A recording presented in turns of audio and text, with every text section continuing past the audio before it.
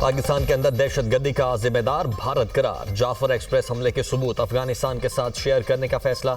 तर्जुमान दफ्तर खारिजा का कहना है कि जाफर एक्सप्रेस पर हमले में मुलव्वस दहशतगर्द अफगानिस्तान से थे।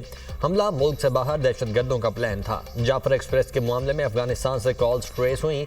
दहशतगर्द अफगानिस्तान में साथियों से राब्ते में थे। माजी में भी अफगान हुकाम के साथ दहशतगर्दी की तफसीलात शेयर की। तर्जुमान का अफगान हुकूमत से जिम्मेदारों के खिलाफ कार्रवाई करने और पाकिस्तान के साथ ताउन का मुतालबा। कहा, अफगानिस्तान से दहशतगर्दी के सबूत शेयर करने का सिलसिला जारी रहेगा। कोशिश है कि अफगानिस्तान के साथ अच्छे ताल्लुकात हों।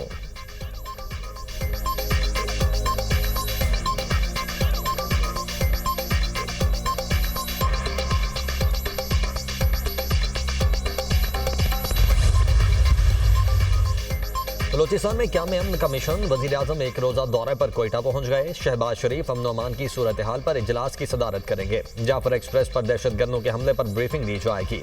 दहशतगर्दों से निपटने के लिए अहम फैसले भी किए जाएंगे। वज़ीर-ए-आज़म शहबाज शरीफ का कामयाब जाफर एक्सप्रेस ऑपरेशन पर सिक्योरिटी फोर्सेज को खिराज तहसीन।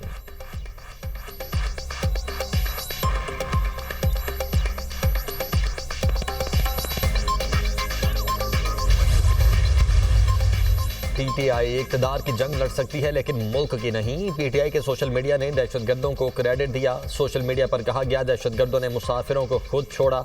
पीटीआई वाले शुहदा की तौहीन करते हैं। पीटीआई वालों ने जनरल बाजवा को अपना बाप बनाया हुआ था।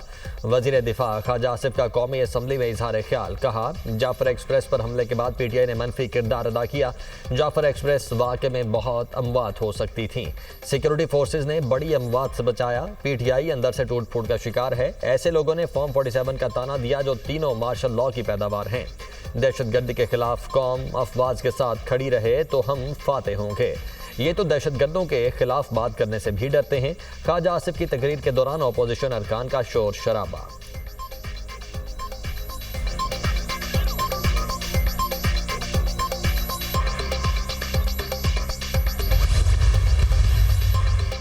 जाफर एक्सप्रेस पर हमला, सिक्योरिटी फोर्सेज का दहशतगर्दों के खिलाफ ऑपरेशन मुकम्मल। तमाम यरगमाल मुसाफिरों को बाहिफाजत बाज़ेआब करवा लिया गया।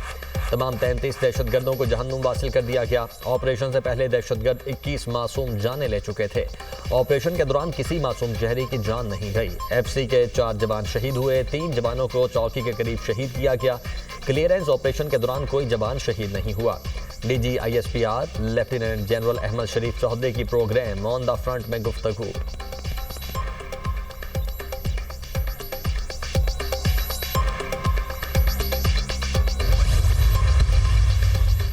पाकिस्तान पर इल्जाम लगाने वाला भारत खुद दहशतगर्द मुल्क है। बलोचिस्तान से ही कुलभूषण यादव पकड़ा गया था। पाक अफवाज और सिक्योरिटी फोर्सेज की कुर्बानियों को सलाम। जिस तरह उन्होंने दहशतगर्दों को वासिले जहन्नुम किया।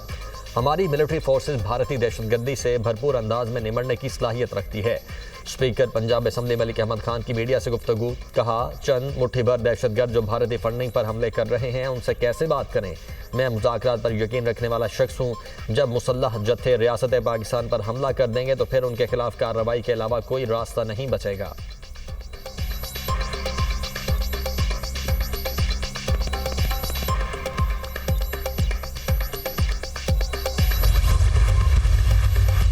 बलोचिस्तान ट्रेन हमले में भारतीय खुफिया एजेंसी रॉ मुलव्वस है। अमेरिका में सिखों की आलमी तंजीम सिख फॉर जस्टिस का बलोचिस्तान में ट्रेन हमले से मुतल्लिक बयान। कहा, पाकिस्तान के खिलाफ भारत खुफिया जंगी हिकमत अमली के ब्लू प्रिंट पर अमल कर रहा है।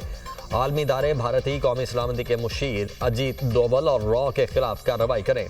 सिख फॉर जस्टिस के रहनुमा गुरपतवंत सिंह पन्नू ने कहा कि मोदी का भारत सिर्फ इलाकाई खतरा नहीं, ये एक मुकम्मल दहशतगर्द हुकूमत है। बलोचिस्तान ट्रेन हमला मोदी के जारहाना दिफाई नजरिए का सबूत है।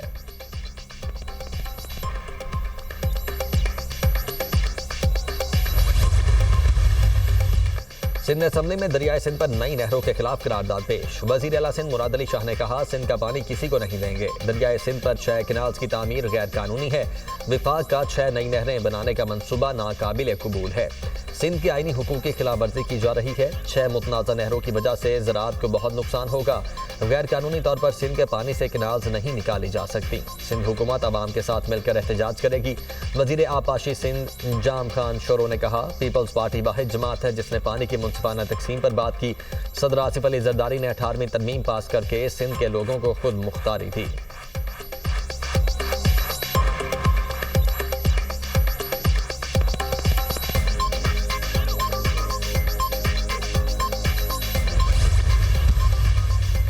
वज़ीर-ए-आज़म शहबाज शरीफ से उज़्बेकिस्तान के सफ़ीर की मुलाकात। दोनों ममालिक के माबैन दो तरफ़ा ताल्लुकात में होने वाली पेशरफ्त पर इत्मीनान का इजहार। वज़ीर-ए-आज़म ने दो तरफ़ा तिजारत को $2 बिलियन तक बढ़ाने के लिए रोड मैप वज़ा करने की ज़रूरत पर भी जोर दिया।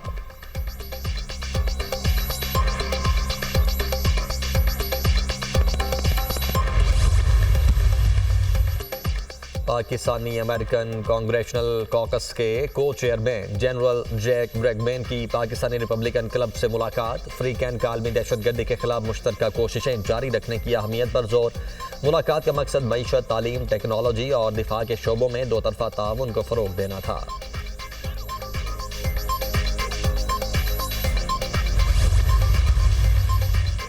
आईन पाकिस्तान सुप्रीम है, पार्लियामेंट भी आइन के ताबे है। आर्मी एक्ट बनाया ही इसीलिए जाता है कि फौज को डिसिप्लिन में रखा जा सके। जस्टिस जमाल मंदोखेल के सिविलियंस के ट्रायल के फैसले के खिलाफ इंट्रा कोर्ट अपीलों पर समाअत में रिमार्क्स। ख्वाजा हारिस ने दलाइल दिए, किसी कानून के इतलाक का मयार क्या होगा ये तय करना पार्लियामेंट का काम है, अदलिया का नहीं। ये सवाल अदालत के सामने है ही नहीं। जस्टिस जमाल खान मंदोखेल ने कहा, सवाल ये है कि ये इस्तिस्ना सिर्फ आर्म्ड फोर्सेस तक है या इसका दायरा इख्तियार सिविलियंस तक बढ़ाया जा सकता है। ख्वाजा हारिस ने कहा, आइन के आर्टिकल 38 सिर्फ आर्म्ड फोर्सेस के मेंबरान के लिए नहीं, इसमें सिविलियंस को भी लाया जा सकता है।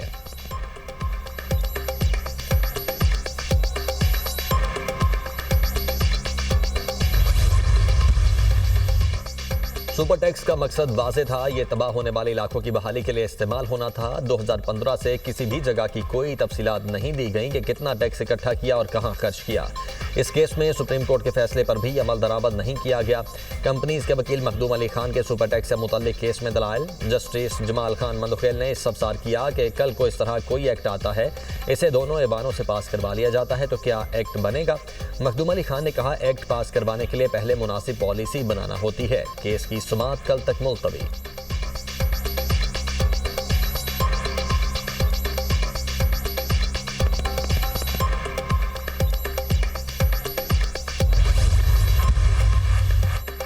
बानी पीटीआई ने इस्लामाबाद हाई कोर्ट में 3 जजेस का तबादला चैलेंज कर दिया। सुप्रीम कोर्ट में आईनी दरखास्त दायर, दरखास्त में विफाक और हाई कोर्ट्स के रजिस्ट्रार्स को फरीक बनाया गया। 3 जजेस का इस्लामाबाद हाई कोर्ट तबादला कल अदम करार दिया जाए, अदालत से इस्तेदा।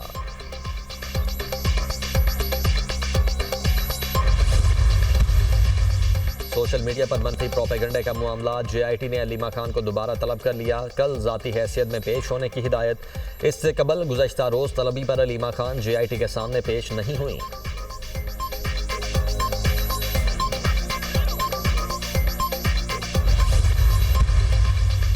शराब और असलहा बरामदगी केस, वजीर आला खैबर पख्तूनख्वा अलीमीन गंडापुर के वारंट गिरफ्तारी बरकरार। District and session court Islamabad ने केस की समाअत 7 अप्रैल तक मुलतवी कर दी।